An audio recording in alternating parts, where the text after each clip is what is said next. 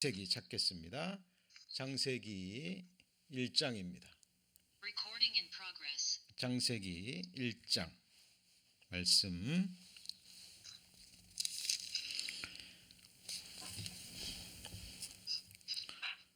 창세기 1장 1절부터 제가 봉독합니다. 태초에 하나님이 천지를 창조하시니라. 땅이 혼돈하고 공허하며 흑암이 깊음 위에 있고 하나님의 신은 수면에 운행하시니라. 하나님이 가라사대 빛이 있으라 하심에 빛이 있었고 그 빛이 하나님의 보시기에 좋았더라. 하나님이 빛과 어둠을 나누사 빛을 낮이라 칭하시고 어두움을 밤이라 칭하시니라. 저녁이 되며 아침이 되니 이는 첫째 날이니라. 하나님이 가라사대 물 가운데 궁창이 있어 물과 물로 나뉘게 하리라 하시고 하나님이 궁창을 만드사 궁창 아래의 물과 궁창 위의 물로 나뉘게 하심에 그대로 되니라. 하나님이 궁창을 하늘이라 칭하시니라. 저녁이 되며 아침이 되니 이는 둘째 날이니라. 하나님이 가라사대 천하의 물이 한 곳으로 모이고 물이 드러나라 하심에 그대로 되니라. 하나님이 묻을 땅이라 칭하시고 모인 물을 바다라 칭하시니라. 하나님의 보시기에 좋았더라. 14절 말씀입니다. 하나님이 가라사대 하늘의 궁창에 광명이 있어 주야를 나뉘게 하라. 또 그 광명으로 하여 징조와 사시와 일자와 연한이 이루라. 또 그 광명이 하늘의 궁창에 있어 땅에 비추라 하시고 그대로 되니라. 하나님이 두 큰 광명을 만드사 큰 광명으로 낮을 주관하게 하시고 작은 광명으로 밤을 주관하게 하시며 또 별들을 만드시고 하나님이 그것들을 하늘의 궁창에 두어 땅에 비추게 하시며 주야를 주관하게 하시며 빛과 어둠을 나누게 하시니라. 하나님의 보시기에 좋았더라. 저녁이 되며 아침이 되니 이는 넷째 날이니라. 오늘 제가 단체 카톡방에 올려드린 대로 수요 예배 시간에 계속 배웠던 시편 강의 말씀을 잠시 중단하고요. 이제 묵은 해를 보내고 또 새로운 한 해를 준비하는 마음으로 새로운 시작을 위한 수요 특강이라는 큰 주제로 5주간에 걸쳐서 하나님 말씀을 배우고자 합니다.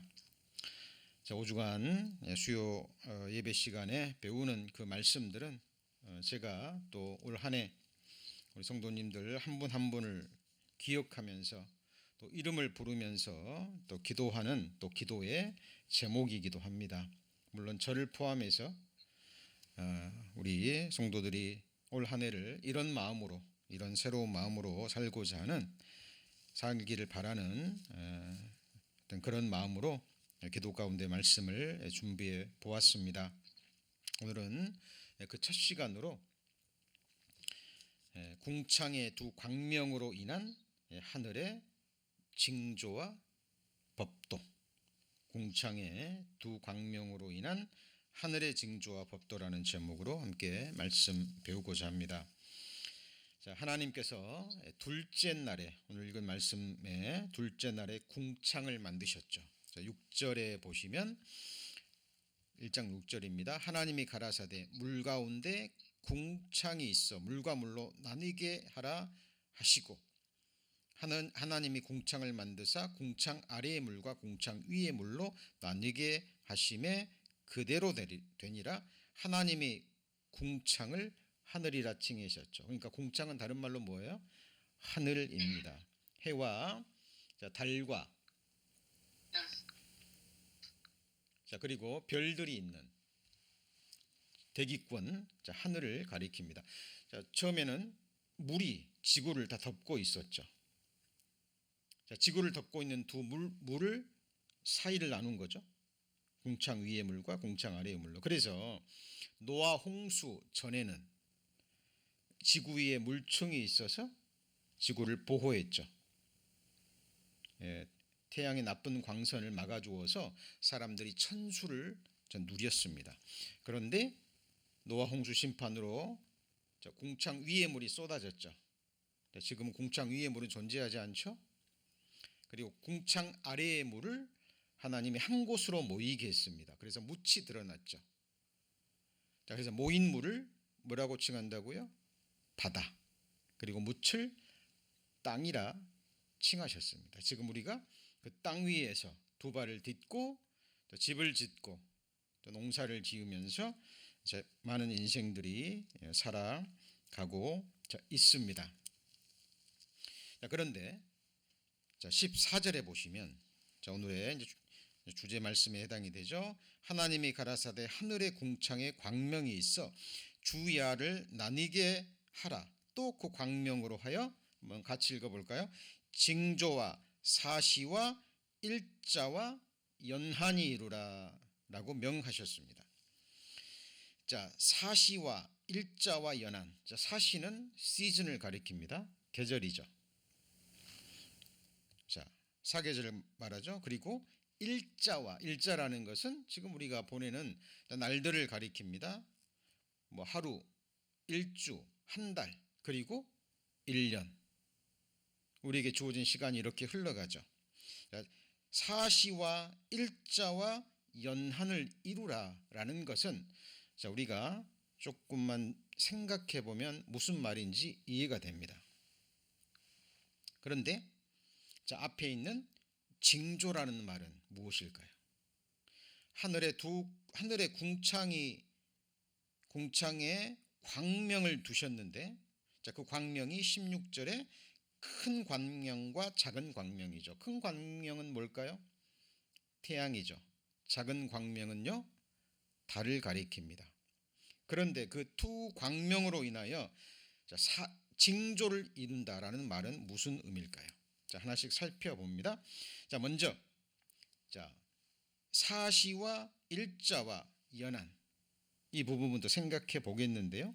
자, 이것도 우리가 조금만 묵상해 보면 너무나 하나님의 말씀과 우리의 일상의 삶이 얼마나 연관되어져 있는지 알 수 있습니다. 여러분, 시간이 어떻게 정해졌습니까? 왜 하루가 24시간이고 한 주가 7일이고 한 달이 30일에서 31일일까요? 네, 하나님이 그렇게 명하셨기 때문입니다. 자, 지구가 태양을 한 바퀴 돌죠. 지구가 태양을 한 바퀴 돕니다. 이걸 뭐라고 얘기하죠? 공전이라고 얘기합니다. 자, 지구가 태양을 한 바퀴 도는데 걸리는 시간이 약 365일이에요. 자, 지금 2021년 이제 열흘밖에 남지 않았죠? 1년 동안 지구가 태양을 한 바퀴 돌아가는 거예요. 자, 하나님이 이렇게 명하신 이후 변함없이 그렇게 돌고 있습니다. 그러면 하루 24시간은 어떻게 정해지나요? 우리가 살고 있는 지구가 스스로 자전을 하죠. 자, 지구가 자전하는 시간이 약 24시간이 되는 거예요. 자, 그러면 1년은 몇 달로 되어 있습니까? 12달로 되어 있죠. 그럼 달은 어떻게 만들어졌죠? 한 달, 두 달 할 때 그 달은. 자, 달은 문이죠, 문. 달 월자를 쓰죠. 자, 달이 지구를 중심으로 공전을 합니다. 자, 공전하는 시간이 약 29.5일이 되는 거예요. 자, 그래서 음력에서 한 달은 29일과 30일이 있어요. 우리는 이제 음력을 쓰지 않으니까 그러죠.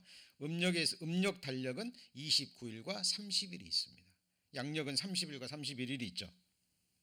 예, 그래서 한 달도 결국은 하나님이 만드신 두 광명 그리고 지구, 달이 지구의 위성이잖아요.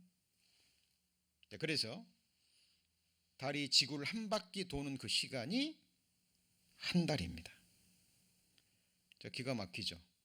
우리는 그냥 일상 가운데 살고 있기 때문에 당연히 생각하지만 우리의 삶 자체가 모든 것이 이 성경에 기초하고 있고 하나님이 이 시간을 허락하셨고 사람들은 그것을 발견해서 지금 쓰고 있는 겁니다. 자, 그러면 일주일은, 한 주는 어떻게 생겼나요? 일, 월, 화, 수, 목, 금, 토. 그렇죠? 한 주의 시작이 뭐예요? 일요일이죠. 영어로는 Sunday. 일, 월, 화, 수, 목, 금, 토. 이 일주일은 어떻게 생겼나요? 사람들이 그냥 만들었나요?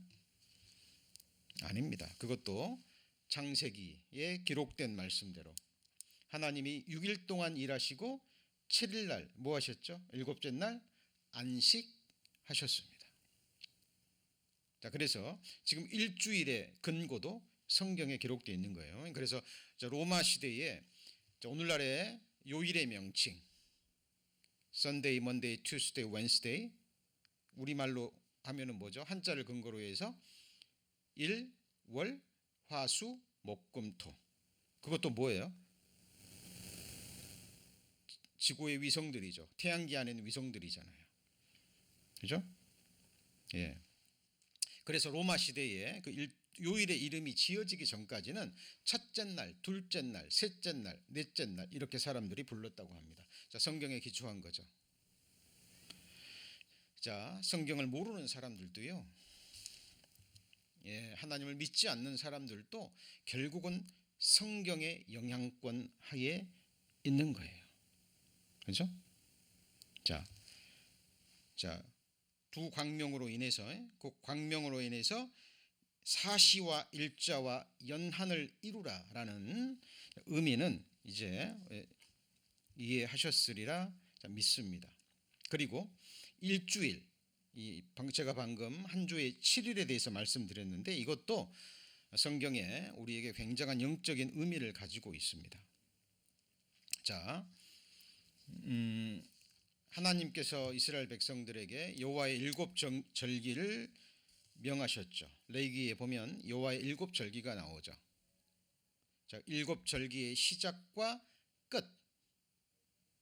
자, 그것이 우리의 신앙생활의 시작과 또 끝을 의미하고 있습니다. 자, 짧게 살펴봅니다. 자, 6월절은 무엇을 의미합니까? 예수님의 죽으심이죠. 6월절 어린 양 예수 그리스도께서 희생이 되셨느니라. 자, 그러면 6월절에서 바로 이루어지는 절기가 무슨 절기죠? 무교절입니다. 유무 초칠 나 속초 이렇게 되죠. 자, 유무 초칠 나 속초. 자, 암기하시면 좋습니다. 자, 6월절 바로 이어지는 절기가 무교절인데 무교절은 예수님의 장사되심을 의미합니다. 뭘 의미한다고요? 예수님의 장사되심. 예수님이 죽으시고 장사되셨잖아요. 그죠? 근데 그 무교절은 7일입니다. 자, 우리 신앙생활은 7일의 연속이죠. 맞습니까? 계속해서 반복이 돼요. 자, 무교절에 하는 일이 뭡니까? 등불을 밝혀서 집안 구석구석 등불을 밝혀서 누룩이 보이면 밖에다가 내어 버립니다. 자, 6월절 어린 양의 피로 구속함을 입은 하나님의 사람들은 예수님과 함께 죽었다면 이제 예수님과 함께 장사되는 거죠. 자, 예수님과 함께 십자가에 죽은 자들은 어때요? 더 이상 죄를 짓지 않죠. 죄를 지을 수 없잖아요. 어떻게 죽은 자가 죄를 짓습니까? 그래서 우리의 삶으로 자, 죄악된 행실들을 계속 버려가는 삶, 그것이 무교절입니다.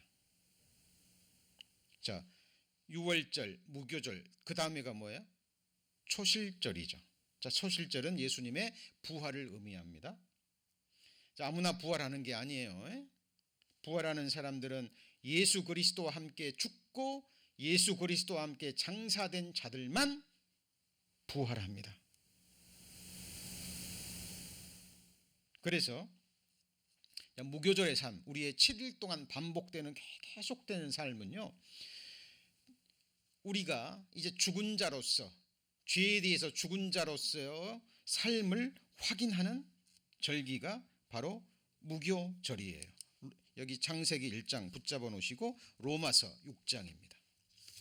로마서 6장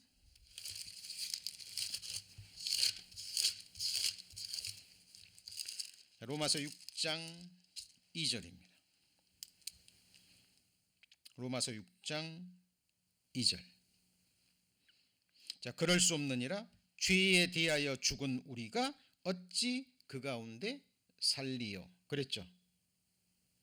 우리 성도님들 죄에 대해서 죽은 자입니까? 자, 로마서 6장 10절에도 그의 죽으심은 죄에 대하여 단번에 죽으심이요 이렇게 되어 있죠. 로마서 6장 11절에도 보시면 이와 같이 너희도 너희 자신을 죄에 대하여는 죽은 자요 이렇게 되어 있죠. 그래서 무교절은 장사된 자이기 때문에 이제 죄를 짓지 않는 성화의 삶을 의미합니다. 자, 그리고 그 사람이 초실절 예수님의 부활에 참여하게 되는 거죠. 자, 그리고 초실절 다음에가 뭐죠? 7절 오순절입니다. 오순절 날 성령 강림이 임함으로 교회가 시작됐죠. 여러분, 교회가 지체가 되는 것은 아무나 되는 게 아니에요. 유월절 어린 양의 피로 거듭나고 거듭난 이후 무교절의 삶, 말씀의 등불을 밝혀서 계속해서 죄악의 누룩들을 버리는 성화의 삶을 사는 사람들, 그 사람들이 예수님과 함께 죽고 장사되고 부활한 사람들이 이제 성령 강림과 함께 교회의 지체가 돼서 교회 생활이 시작되는 거예요. 천하의 범사가 기한이 있고 그 기한에 이룰 목적이 있죠. 그죠? 태어날 때가 있으면 죽을 때가 있습니다. 우리 신앙생활이 시작할 때가 있고 끝날 때가 있는 거예요. 하루의 시작이 있으면 하루의 끝이 있는 것처럼 한 해의 시작이 있고 한 해의 끝날이 있는 것처럼 천하의 범사의 모든 것에는 기한이 있는 거예요. 자, 오순절 7절 다음에가 뭐죠? 자, 나팔절이죠. 그렇죠? 자, 성령 강림으로 교회가 시작되고 자, 성령을 하나님께서 거두어 가심으로 자, 교회가 들림을 받습니다. 하나님의 나팔 소리와 함께 예수님이 공중 재림하시면서 교회가 들림을 받죠. 자, 교회가 완성되는 순간입니다. 자, 그리고 이어지는 절기가 속죄절이죠. 그죠?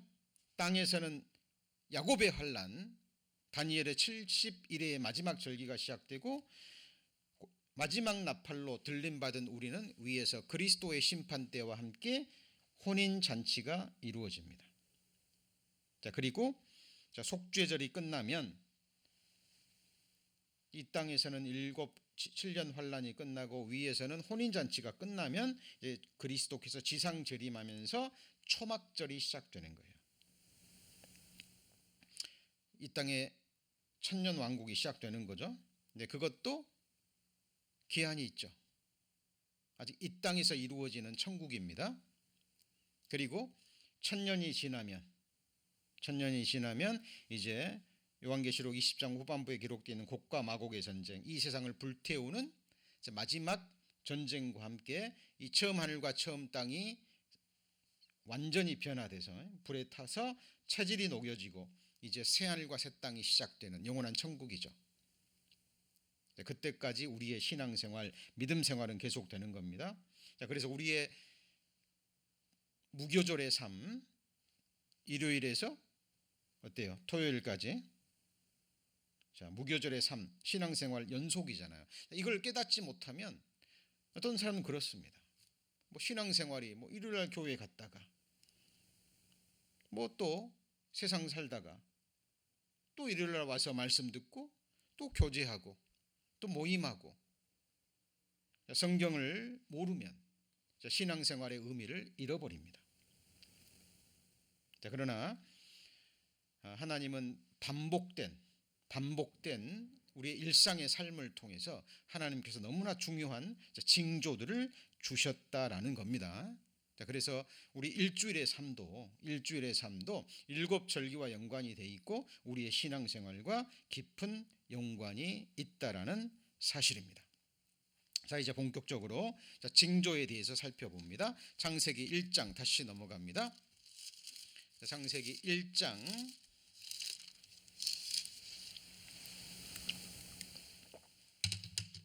창세기 1장 14절 하나님이 가라사대 하늘의 궁창에 광명이 있어 주야로 나누게 하시고 그 광명으로 같이 읽습니다. 징조와.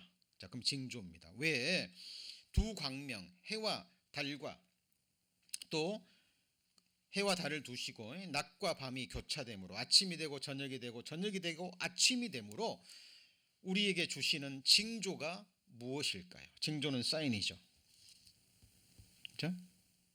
자, 우리 성도님들 지금까지 이 세상에 태어나셔서 계속 체험하시는 게 뭡니까? 아침에는 잠자리에서 일어나시죠? 예. 동쪽에 새가 떴다가 그리고 밝은 대낮에 열심히 일하고 공부하고 삶을 살다가 이제 황혼역이 되면 이제 하루 일과를 마치고 집에 돌아와서 하루를 마감할 준비를 합니다. 그리고 저녁이 되면 밤이 되면 어김없이 잠자리에 들어야 돼요. 1년 365일 60년 동안 사셨다면 60년 동안 70년 동안 사셨다면 80년 동안 사셨다면 80년 동안 똑같은 일을 반복한 겁니다. 자, 오늘 창세기 1장에 하나님의 시간은 저녁에서 아침으로 가죠. 저녁이 되고 아침이 되고 저녁이 되고 아침이 되고 밤과 낮이 쉬지 않고 계속됩니다. 왜 하나님은 이 땅에서 우리의 육신의 삶을 허락하시면서 이러한 궁창에 두 광명을 두셔서 밤과 아침이 교차되면서 이 시간 속에서 우리를 살게 하셨을까요? 아무런 의미가 없는 걸까요? 예, 너무나 중요한 사인, 너무나 중요한 징조가 이 말씀 속에 있는 거예요. 우리 성도님들은 이것을 아시고요, 아는 것으로 끝나는 것이 아니라 매일매일 살아가는 가운데 이 말씀을 삶으로 적용하셔야 돼요. 저는 구원받고 얼마 되지 않아서 이 말씀을 깨닫고 지금까지 매일매일 하루를 보내고 아침에 깨어나고 잠자리에 들면서 저의 인생의 촉소판을 봅니다. 말씀을 배우는 것과 아는 것과 적용하는 것은 또 다른 문제예요. 우리 성도님들은 오늘 말씀을 듣고요, 그냥 또 믿음으로 적용하지 않는다면 또 흘러 떠내려가 버립니다. 잘 들으시고 정말 새해가 아니라 오늘 밤부터 이 궁창의 두 광명으로 인해서 주시는 하나님의 징조를 마음에 새기시고요, 정말 교훈을 깨달으시고 삶의 믿음으로 적용하셔서 하늘에 깨달음을 얻는 은혜의 시간이 되시기를 바랍니다. 시편 65편 8절입니다. 시편 65편 8절입니다. 시편 65편 8절 846페이지입니다. 시편 65편 8절 땅끝에 거하는 자가 같이 읽습니다. 주의 징조를 두려워하나이다. 주께서 아침 되는 것과 저녁 되는 것을 뭐하게 하시죠? 자, 즐거워하게 하시며 그랬습니다. 여기 보세요. 잘 보세요.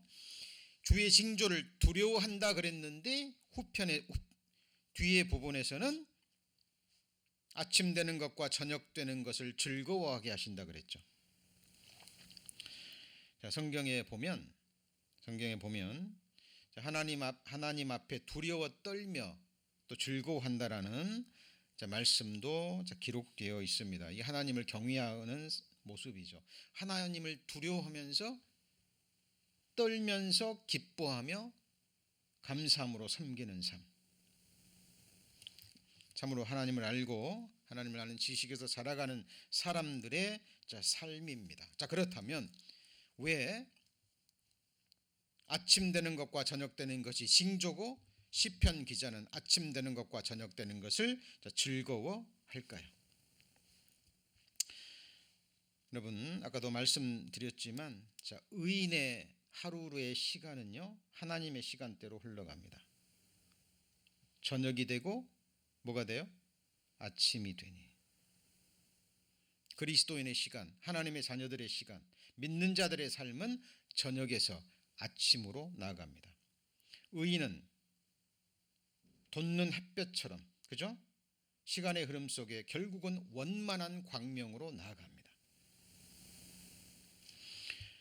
자, 시편 30편 5절에 보면 그 노염은 잠깐이요 그 은총은 평생이로다. 저녁에는 울음이 기숙할지라도 아침에는 기쁨이 오리이다. 자, 노염은 잠깐이죠. 그러나 하나님의 은총은 평생이고 영원입니다. 자, 저녁에는 울음이 기숙하죠. 그러나 아침에는 뭐가 와요? 기쁨이 옵니다. 우리 성도님들 지금 오늘 하루도 세상에서, 직장에서 여러 모양으로 힘들게 일하셨을 겁니다. 그리고 마음에 여러 가지 짐들이 있죠. 고민도 있고 걱정거리도 있고 염려도 있고. 우리는 육신이 있는 한 이 세상에서 결국은 고난 속에, 슬픔 속에 살 수밖에 없어요. 그렇죠? 그리스도인의 이 땅에서의 삶은 저녁이고 밤입니다. 왜 사도 바울이 그렇게 고백했을까요? 우리의 겉은 후피하나 우리의 속은 날로 새롭도다. 왜요? 날로, day by day, 날이 가면 갈수록, 달이 지나면 지날수록, 해가 지나면 지날수록 그리스도인들은 광명의 영원한 광명으로 나아가기 때문에, 영원한 아침으로 나아가기 때문에, 밤이 없는, 어둠이 없는, 흑암이 없는 영원한 빛의 세상으로 나아가는 것이 사실이기 때문입니다. 자, 우리는 지금 매일매일 주의 징조를 체험하고 있습니다. 그러나 악인들, 하나님을 알지 못하는 사람들이 있죠. 하나님이 만드신 하늘과 땅 위에서 하나님이 주시는 생명과 호흡과 만물을 누리면서 하나님과 관계없이 하나님을 찾지도 않고 구하지도 않고 예배하지도 않고 감사하지도 않고 섬기지도 않는 사람. 지금은 하나님이 주신 재물로 하나님이 주신 젊음과 건강을 누리면서 죄악의 삶을 누리고 있지만 그 즐거움도 잠깐입니다. 그들의 삶은 결국 흑암으로 나가는 거예요. 그들의 삶은 아침에서 뭐로 나가요? 저녁으로 나아가는 거예요. 주의 징조입니다. 하루에 일어나서 저녁에 잠자리에 드는 이 하루의 삶이 우리 인생의 축소판이라니까요. 같이 해보시죠. 내가 누워 자고 깨었으니 여호와께서 나를 붙드심이로다. 여러분 잠자리에 누울 때는요, 여러분 관 속에 누워서 흙 속에 눕는 연습하시는 거예요. 저는 의식적으로 잠자리에 누울 때마다 잠자리에 누워서 저희 나머지 생애를 정리하고 올 하루를 정리합니다. 관 속에 누워서 땅 속에 들어가는 훈련하는 거예요. 연습하는 거예요. 주님 늦게 오시면 저도 결국 관 속에 누워서 흙 속에 들어가기 때문에 내일 아침은 하나님이 깨워주셔야 일어나는 거예요. 여러분 실제로 잠자다가 죽음을 건너간 사람도 많죠? 여러분 매일 밤 잠이 들고 아침에 깨어나셨다면 하나님이 살아계시고 하나님이 붙들고 계시다는 분명한 증거입니다. 그리고 우리는 아침에 깨어난다면 우리는 새로운 세상에서, 영원한 세상에서 매일 깨어나는 훈련을 하는 거예요. 실제 그렇습니다. 그리고 얼마가 주어질지 모르는 내 인생의 축소판을 그저 그 하루 동안의 삶으로 체험하는 겁니다. 이사야 21장 11절입니다. 이사야 21장 11절입니다. 이사야 21장 11절 989페이지입니다. 989페이지 이사야 21장 11절 두마에 관한 경고라. 사람이 세일에서 나를 부르되 파수꾼이여 밤이 어떻게 되었느냐. 파수꾼이여 밤이 어떻게 되었느냐. 파수꾼이 가로되 아침이 오나니 밤도 오리라. 내가 물으려거든 물으라. 너희는 돌아올지니라. 자, 두마는 에돔의 한 성읍입니다. 자, 에돔은 붉은이라는 뜻을 가지고 있죠.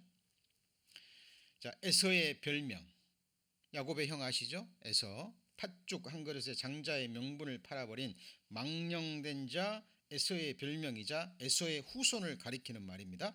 현재 이스라엘 땅 남쪽 지방, 그 사해 주변과요, 요르단 산악 지방에 살고 있는 고대 민족입니다. 자, 그리고 세일은 에돔 지역의 산지예요. 그러니까 세일에서 한 사람이 나와가지고 자, 이사야 선지자에게 물어보는 거예요. 뭐라고 물어봅니까? 밤이 어떻게 되었느냐? 파수꾼이여 밤이 어떻게 되었느냐? 자, 밤은 뭘 의미한다고요? 하나님의 심판, 하나님의 형벌을 의미합니다. 지금 하나님께서 이방 열민족에 관한 심판을 선언하고 계시는 거거든요. 그러니까 심판이 어떻게 되었느냐 그 말이에요. 자, 그때 파수꾼이 가로되 뭐라고 얘기합니까? 아침이 오나니 뭐도 와요? 밤도 오리라. 자, 이 말의 자, 의미는요, 이 에돔 지역의 사람들이 하나님의 심판을 받고 하나님께 돌아와야 되는데 회개하고 돌아오는 게 아니라 아수르에게 조공을 바쳐서, 역사적인 사건입니다. 아수르에게 조공을 바쳐서 일시적인 평안, 일시적인 아침을 누립니다. 자, 모든 인생들이 그러잖아요. 나라도 민족도 어떻습니까? 어려운 일이 있고 힘든 일이 있으면 주변에 힘 있는 사람을 찾아가서 의지합니다. 도와달라고. 근데 왜 하나님 앞에는 나가지 않습니까?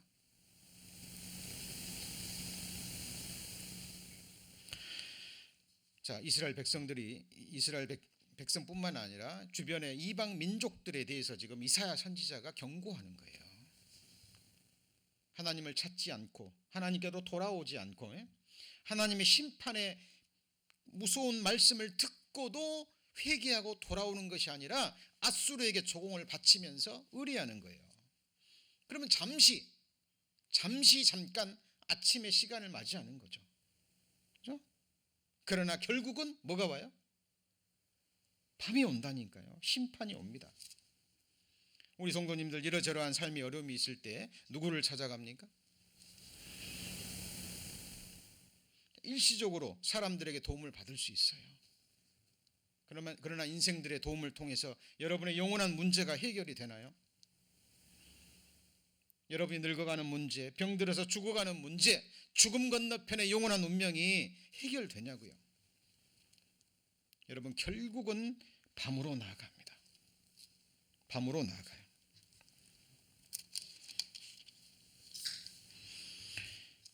제 큰애가 지금 이제 연말을 가족끼리 보내기 위해서 왔습니다.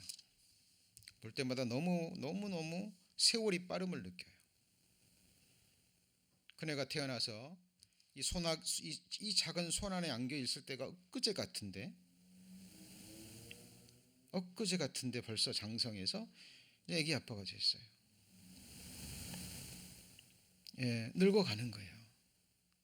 한 세대는 가고 또 한 세대는 오는 것처럼 이제 저는 지나가는 세대가 된 거예요.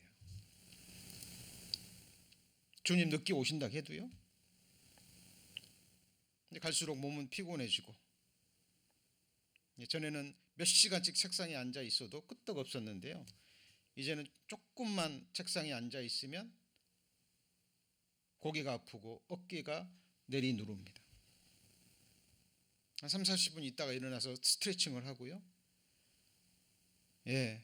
좀 움직여줘야 또 책상에 앉을 수 있어요. 여러분, 모든 인생들은 결국 밤으로 나아갑니다. 그죠? 민족도 마찬가지고 이 세상 인류도 마찬가지예요. 천하의 범사가 기한이 있고 모든 목적이 이룰 때가 있습니다. 시작이 있으면 끝이 있는 거예요. 2021년 시작한 지가 엊그제 같은데 이제 벌써 열흘도 남지 않았잖아요. 우리 모일 때마다 교제할 때마다 성도님들 교제합니다. 어쩌면 이렇게 시간이 빠른지.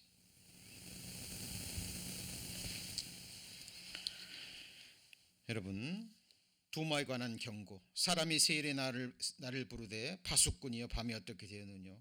밤이 어떻게 되었느냐. 파수꾼이 가로되 아침이 오나니 밤도 오리라. 네가 물으려거든 물으라. 너희는 돌아올지니라. 여러분, 이제 오늘 시간도 이제 8시를 넘어가고 있습니다. 이제 말씀 끝나면 이제 성도님들 하루를 마가시고 잠자리에 누우셔야죠. 잠자리에 누울 때 무슨 연습하는 거라고요? 예, 관 속에 누워서 땅 속에 묻히는 연습하시는 거예요. 여러분, 그런 마음으로 하루를 마감하셔야 돼요. 내가 내일 아침에 하나님이 깨워주신다면 나는 어디에서 깨어날 것인가?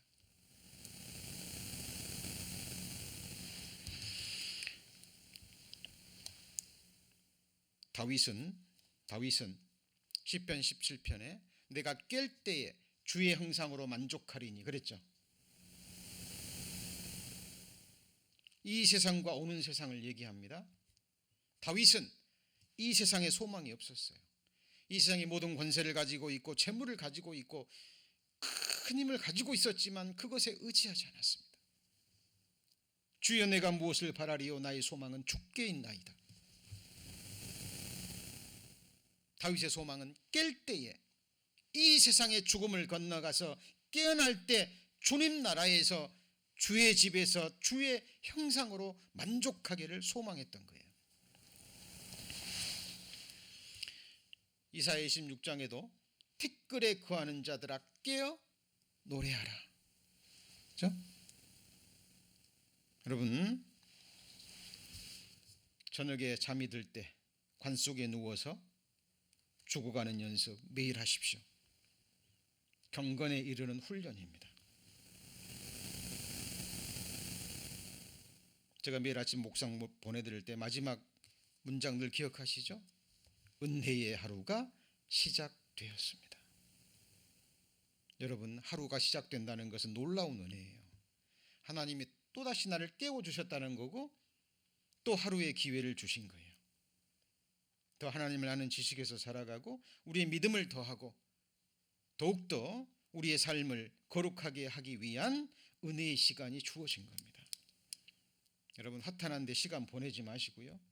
정말 말씀 가운데 성경을 기초로 해서 하나님이 주시는 주의 징조, 그것을 깨닫고 준비하시는 성도님들이 되시기를 소망합니다.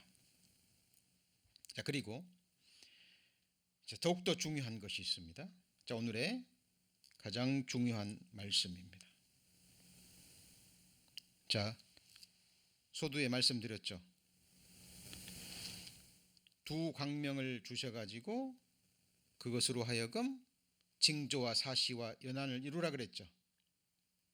하루에 관한, 아침이 되고 저녁이 되는 징조에 관한 말씀을 드렸습니다. 이제 오늘 가장 중요한 부분입니다.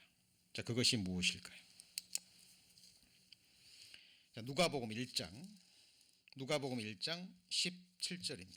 누가복음 1장 78절. 누가복음 1장 78절입니다.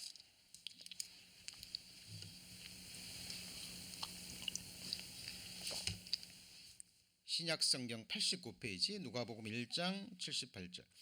이는 우리 하나님의 긍휼을 인함이라 이로써 같이 읽습니다. 돋는 해가 위로부터 우리에게 임하여. 돋는 해가 어디로부터요? 위로부터. 동쪽이 아닙니다. 위로부터. 이 돋는 해는 누구를 의미할까요? 세상의 빛 되시는 예수 그리스도입니다. 그러니까 예수님께서 이 땅에 사람의 몸으로 이 땅에 오신 것은 뭘 의미할까요? 아침과 낮을 의미합니다. 빛을 의미하는 거예요. 요한복음 1장 9절에 참빛 곧 세상에 와서 각 사람에게 비치는 뭐가 있었죠? 빛이 있었나니. 그래서 요한복음 9장 5절입니다. 요한복음 9장 5절. 자, 말씀 지금 잘 따라오고 계시죠? 요한복음 9장 5절입니다. 자, 4절부터 있죠? 요한복음 9장 4절 5절. 요한복음 9장 4절 5절입니다. 이 말씀은 꼭 표시해 두셨다가 또 묵상하시고요. 마음에 새기시고 매일매일 우리는 아침에 일어나서 하루를 보내잖아요. 의미 없이 보내지 마시고 아침이 되고 저녁이 되고 밤이 되고 잠자리에 누고 또 다음날 하루를 허락하시면 깨어나는 이걸 통해서 하나님의 징조를 깨달으시고 믿음으로 삶에 적용하시기 바랍니다. 4절. 때가 아직 낮음에 나를 보내신 이의 일을 우리가 하여야 하리라. 같이 읽습니다. 밤이 오리니 그때는 아무도 일할 수 없느니라. 내가 세상에 있는 동안에는 세상에 뭐예요? 빛이라. 여러분, 태양빛이 없다고 생각해 보세요. 그리고 이 저녁에 인공적인 이런 불빛이 없다고 생각해 보세요. 세상은 어둠에 잠겨버립니다. 그런데 세상의 하늘의 공창에 두 광명을 두셔가지고 낮에는 해가, 밤에는 뭐가요?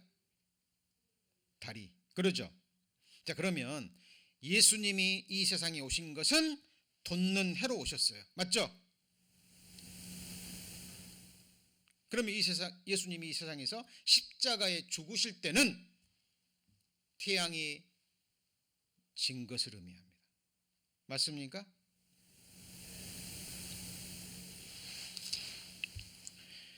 자, 이거는 진리예요. 진리입니다. 누가복음 23장 44절입니다. 누가복음 23장 44절.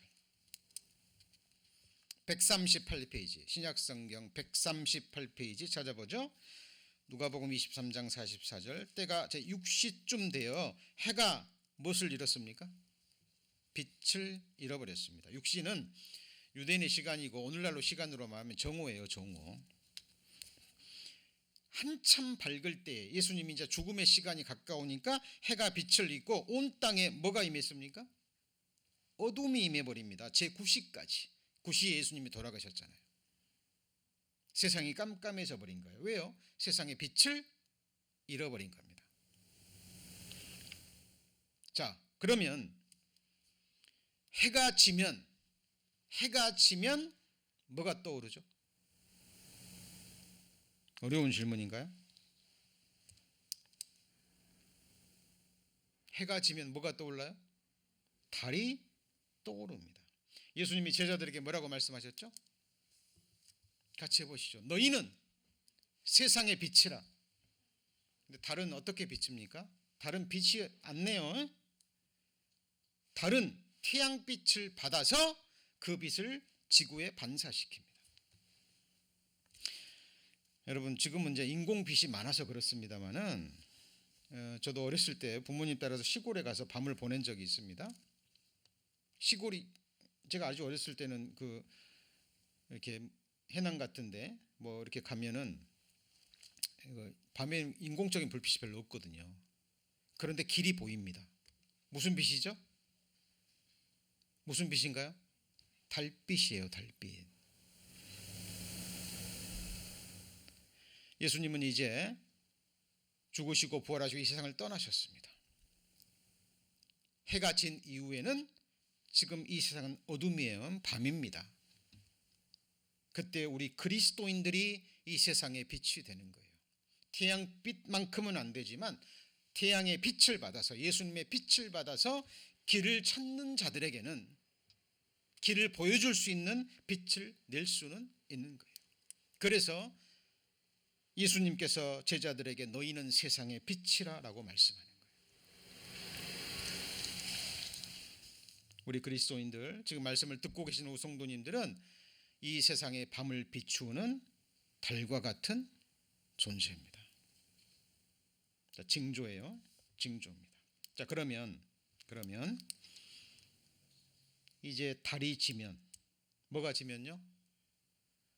또다시 달이 지면 뭐가 떠오르나요? 어려운 질문인가요? 달이 지면 해가 떠오릅니다. 여러분 지금 교회가 져가는 시기예요. 아시죠? 힘있게 복음을 전하고 전 세계 복음을 전하다가 자 지금은 보세요. 유럽에서 교회당이 이슬람 사원으로 바뀌고 그 큰 교회당이 나이트클럽으로 바뀌는 시기입니다. 이제 젊은이들이 교회를 떠나가는 시기예요. 세상 사람들이 그리스도인들을 비방하고 욕하고 저주하는 시기입니다.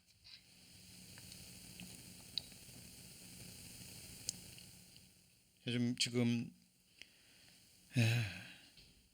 복음이 없는 교회들은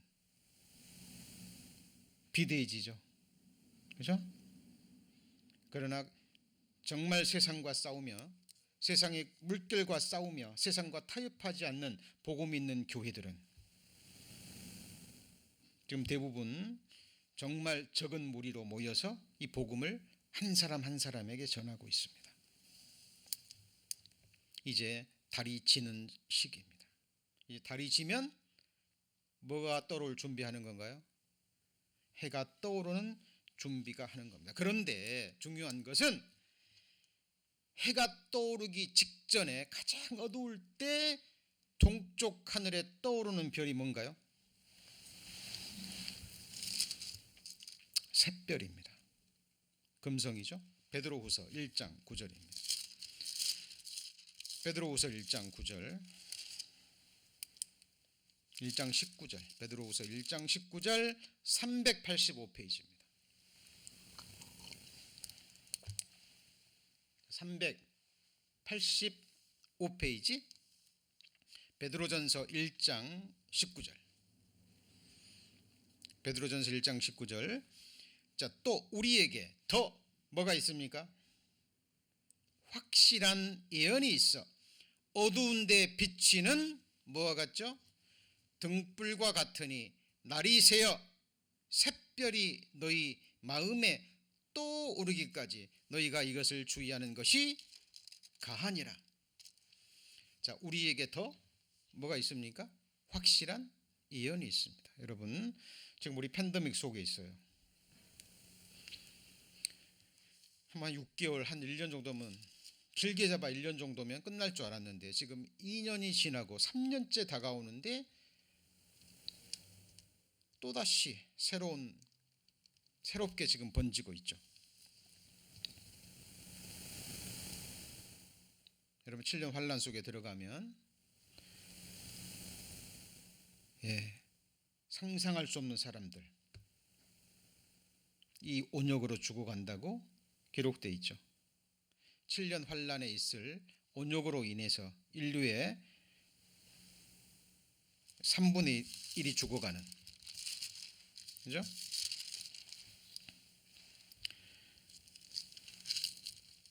그 온역에 지금 우리 징조를 4분의 1이죠.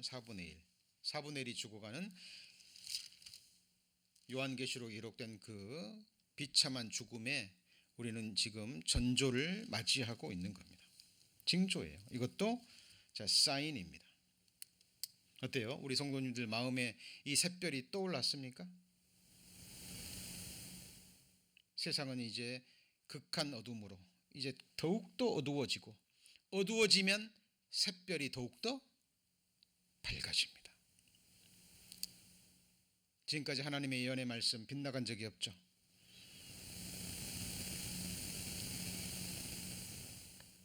이제 남아있는 가장 중요한 예언은 예수님의 다시 오심 그리고 교회의 들림 그리고 7년 환란과 함께 이 땅에 이제 천년 왕국이 세워지는 이 예언의 말씀이 실제로 남아 있는 거예요. 여러분 보십시오. 지금 교회가 지고 있는 시대입니다. 배도하는 교회들은 지금 연합하죠. 이 세상과 함께 타협하면서 요한계시록의 음녀와 함께 음녀들은 세상의 권력자들과 함께 통합하면서 거대한 권력을 만들어 갈 겁니다. 그리고 적그리스도를 추앙하게 될 거예요. 그리고 공중에 나팔이 울려 퍼지면 이제 진실된 주님의 신부는 이 세상에서 들림을 받을 거고, 그렇죠? 사탄이 지배하는 광명의 천사로 가정한 거짓 천사들이, 거짓 선지자들, 거짓 목회자들이 이 세상을 지배하면서 거짓 선지자들에 의해서 적그리스도가 세워질 겁니다. 지금 달이 지고 있는 시기, 이제 샛별이 우리 마음에 떠오르는 시기입니다. 그리고 샛별이 떠오르면 이제 동쪽 하늘에 뭐가 올라오죠? 이제 해가 떠오르기 시작합니다. 여러분, 말라기서 4장입니다. 말라기서 4장 2절.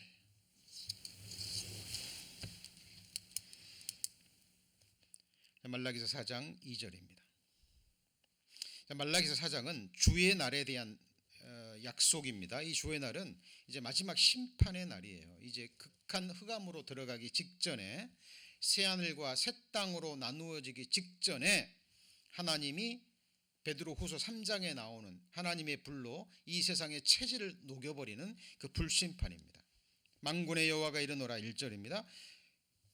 말라기서 구약성경 제일 마지막 권 마지막 장이죠. 극렬한 풀무불 같은 날이 이르니 교만한 자가 악을 행하는 자는 다 촉에 같을 것이라. 그 이르는 날이 그들을 잘라 뿌리와 가지를 남기지 아니할 것이로되. 자, 뿌리까지 잘라버리는 불심판입니다. 2절 같이 읽습니다. 내 이름을 경외하는 너에게는 의로운 뭐가 떠올라요? 의로운 뭐가 떠올라요? 해가 떠올라서 치료하는 광선을 바라리니 너희가 나가서 외양간에서 나온 송아지같이 뛰리라. 또 너희가 뭘 밟죠? 악인을 밟을 겁니다. 이제 요한계시록 19장에 나오는 그리스도의 지상재림 백마를 타고 우리는 깨끗한 세마포를 입고 우리도 백마를 타고 예수님과 함께 지상재림할 때, 그리스도 예수 나타나실 때 너희도 영광 중에 뭐라고요? 나타나리라 그러셨잖아요. 자, 예수님께서 다시 이제 지상재림하는 그것이 다시 떠오르는 뭐가요? 해가 되는 거예요. 자, 예수님이 오셨을 때가 뭐라고요? 돋는 해, 그죠? 예수님이 십자가에 돌아가실 때 뭐가 진 거예요? 해가 진 거죠. 해가 지면 뭐가 떠올라요? 달이 떠오릅니다. 교회입니다. 세상에 예수님의 빛을 받아서 세상에 어둠을 비치는 교회 역할입니다. 그런데 달도 이제 져가는 시기입니다. 달의 역할도 다하는 시기죠. 왜요? 이제 예수님이 다시 돋는 해로 올 시기가 너무 가까웠기 때문에. 그래서 우리 마음에 샛별이 지금 떠오르고 있습니다. 우리 성도님들, 정말 살아계신 하나님의 말씀으로 경고를 받으시고 징조를 받으셔야 돼요. 자, 그리고 천년 왕국 때는 밤낮이 있어요.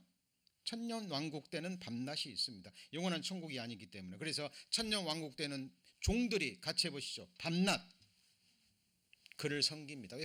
밤낮이 있기 때문에. 그러나 영원 천국에 들어가면 뭐가 필요 없어요? 밤이 없어요. 해가 쓸 데가 없는 거예요. 요한계시록 22장 5절입니다. 21장 13절. 요한계시록 21장 23절. 요한계시록 21장 23절. 그 성은 해나 달의 비침이 뭐예요? 쓸데없으니. 이유는요, 하나님의 영광이 비치고 어린 양이 그 등이 되심이라. 22장 5절입니다. 요한계시록 22장 5절. 다시 밤이 없겠고 등불과 햇빛이 쓸데없으니 이는 주 하나님이 저희에게 비치심이라. 저희가 뭔토록이요? 세세토록 왕노릇하리라. 여러분, 성령의 감동하심으로 기록된 한치의 거짓 없는 진리의 말씀이에요.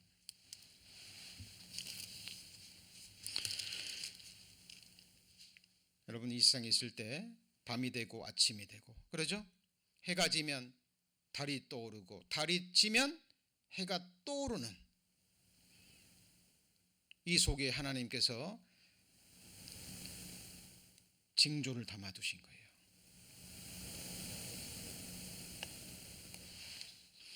여러분, 성령의 감동하심이 없이는, 또 마음에 성령이 없으면 제가 전한 말씀이 무슨 말인지 도대체 이해 못합니다. 그러나 성령을 받으신 분들, 전하는 말씀이 무슨 말씀인지 분명히 깨달으셨으리라 믿습니다. 욥기서 38장입니다. 욥기서 38장.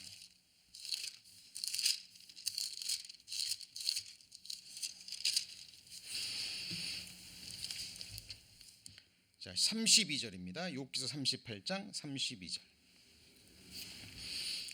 자, 798페이지 욥기서 38장. 내가 12공성을 따라 때를 따라 이끌어내겠느냐? 북두성과 그 속한 별들을 인도하겠느냐? 33절 같이 읽습니다. 하늘의 법도를 네가 아느냐? 내가 하늘의 법도를 아느냐?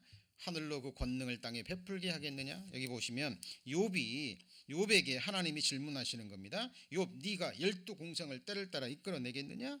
그리고 33절에 하늘의 법도를 아느냐? 하나님이 별을 만드셨죠.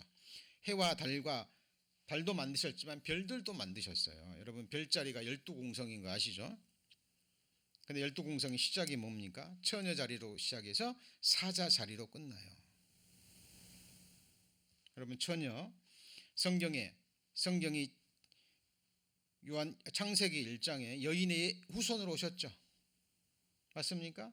마태복음 1장에는 처녀의 몸을 빌어서 잉태되어 오셨죠. 예수님의 탄생을 가리킵니다. 마른 땅에 나온 줄기 같아서 아무도 흠모할 만한 모습으로 오지 않았어요.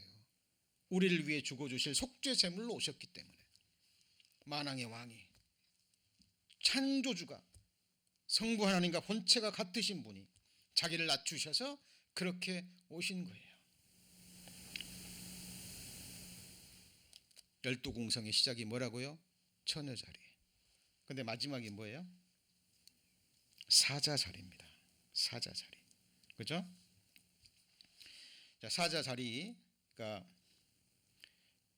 요한계시록에 다윗의 뿔이 사자라는 표현이 나오죠. 예수님은 어린 양의 처녀 자리에서 시작해서 사자로 만왕의 왕으로 재림하셔서 이 세상 모든 나라를 깨뜨리시고 이 땅의 메시아 왕국을 세우실 겁니다. 요한계시록 5장 5절입니다. 요한계시록 5장 5절. 창세기 3장에 여인의 후손으로 오시고 마태복음 1장에 처녀로 잉태된 처녀에서 처녀 자리에서 요한계시록 5장 5절. 자, 장로 중에 하나가 내게 말하되 울지 말라. 같이 읽습니다. 유대 지파의 뭐죠? 사자. 이 사자는 엔젤이 아니라 라이온입니다. 유대 지파의 사자 라이온 다윗의 뿌리가 뭐였어요? 이기였으니. 예수님은 다윗의 자손도 되시고 다윗의 뿌리도 되시죠. 다윗의 후손으로 오셨지만 다윗을 창조한 창조주 맞습니까? 이 세상 나라를 깨뜨리시고 모든 권세와 정사를 밟고 하나님 나라를 완성시킬 겁니다. 지금 말씀을 듣고 계시는 어린 양으로 피로 구속받은 몸된 교회에 지체되는 성도님 한 분이 그 나라의 백성들이에요. 기억하십시오. 우리 성도님들의 영적 전체성을 잊어버리시면 안 돼요. 우리는 택하신 족속이요 왕같은 제사장이요 거룩한 나라요 그의 소유된 뭐죠? 백성입니다.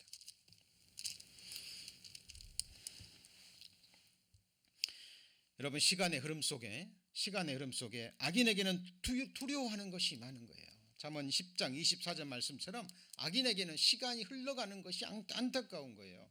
늙어가는 것이 안타깝습니다. 이 세상을 더 누리지 못하고 이 세상의 즐거움을 누리지 못하고 이렇게 고생하며 사는 것이 안타깝고 분하고 화가 나요.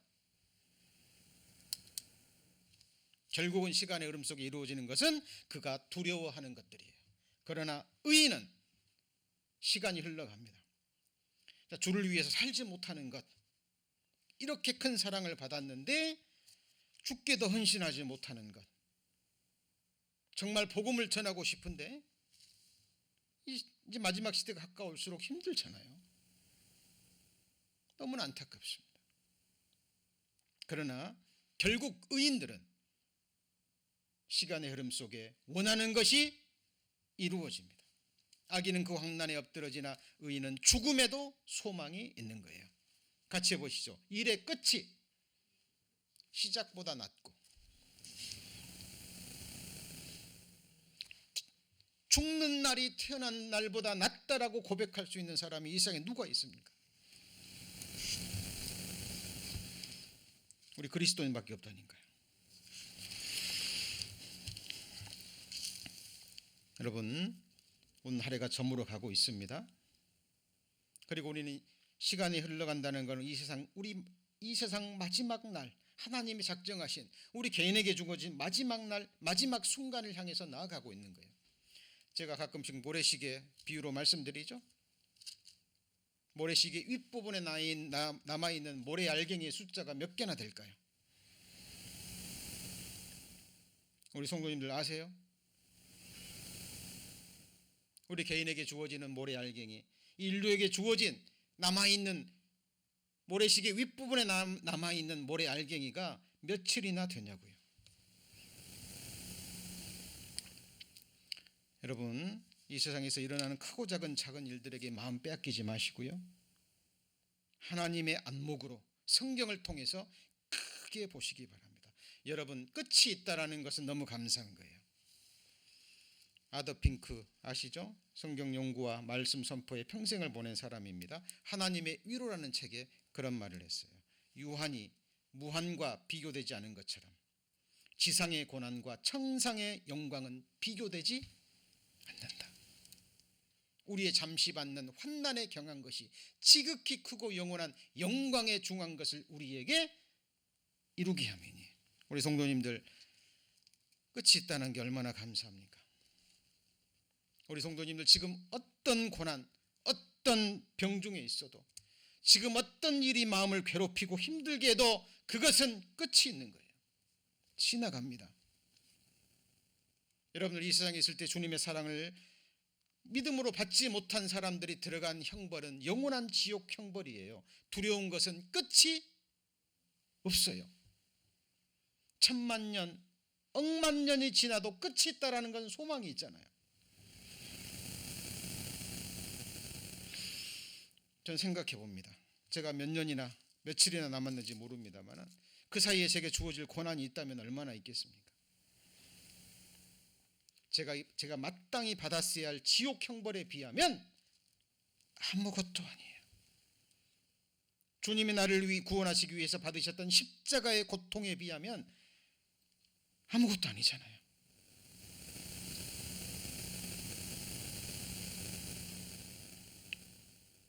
우리 성도님들, 매년 한 해 우리를 위해서 또 하나님이 어떤 고난을 예비해 놓으실지 모릅니다. 개인이건 가정이건 교회건. 오늘 제가 단체 카톡방에 올려드렸지만 이 사탄은요 정말 기가 막히게 지혜로운 존재들이에요. 아주 작은 것, 사소한 것으로 그리스도인들을 죄 가운데 유혹합니다. 그리고 아주 작은 사소한 것 가지고 이 그리스도인들의 마음을 상하게 하고 낙담케 해요. 거기서 넘어지는 자들이 부지기수입니다. 교회사가 그걸 말하고 있고요. 제 경험으로도 정말 아무것도 아닌데, 조금만 돌아보면 아무것도 아닌데 거기에 마음이 상하고 낙담하고 거기에 힘들어해서 생명과 같은 시간을 낭비하고 믿음에서 멀어져가는, 여러분, 성령의 역사가 있는 곳에 사탄의 역사가 함께해요. 자, 오늘 5주간에 걸친 수요 특강 말씀, 오늘 말씀의 제목이 뭐였습니까? 공창의 두 광명으로 인한 하늘의 징조와 법도. 하루가 시작되고 끝이 나고 한 주가 시작되고 끝이 나고 그리고 한 해가 시작되고 끝이 나는 이 속에 전도 3장 1절의 말씀처럼 천하의 범사가 기한에 있고 그 모든 목적이 이룰 때가 있는 거예요. 세상 사람들처럼 세상적인 기준으로 허탄한 계획을 세우지 마시고요. 정말 말씀 안에서 주의 뜻을 분별하고 계획을 세우는 성도님들 되시길 바랍니다. 1년 동안 우리를 붙잡을 말씀 준비하고 계시죠? 자, 그리스도인들은 말씀으로 삽니다. 사람이 떡으로만 사는 것이 아니요 여호와의 입에서 나온 모든 뭐로 살아요? 말씀으로 살아갑니다. 자, 방송실에서 말씀 녹화하고 있습니다. 자, 한번 들어서는 어려운 말씀이 오늘 꽤 있었죠? 자, 올라가고 또 제가 보내드리면 다시 조용한 시간을 마련하셔서 노트에 적어 가시면서 묵상하시면서 꼭 기도하시고 우리에게 주어지는 하루, 우리에게 주어지는 한 주, 1년의 삶이 헛되지 않도록 새로운 마음으로 새 삶을 준비하는 우리 성도님들 되시기를 주의 이름으로 축원합니다. 기도하시겠습니다.